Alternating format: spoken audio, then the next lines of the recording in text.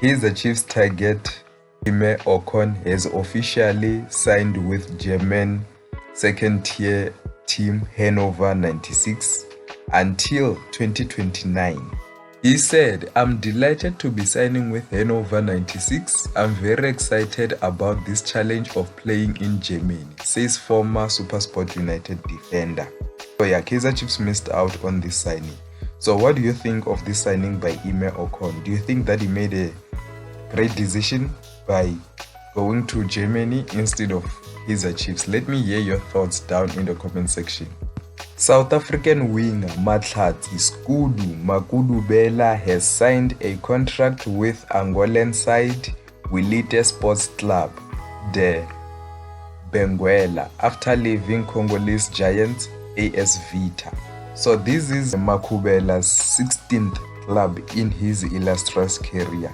So what do you think of Makubela signing with yet another team abroad? Kaizer Chiefs have begun to announce the signings that they have made. They made 3 announcements yesterday. They announced Nkanyiso Shinga, Ethan Chislett, and Flavio Silva. So yeah, they said that we are pleased to announce the signing of 25-year-old Nkanyiso Shinga, the talented left back who's a versatile operator who can play in midfield and also attack. And then they went on to announce Flavio Silva. They said that we are pleased to announce the signing of Portuguese striker Flavio Silva from Persebaya Surabaya in Indonesia. The Guinea-Bissau born player will wear number 77. And then lastly, they announced the midfielder.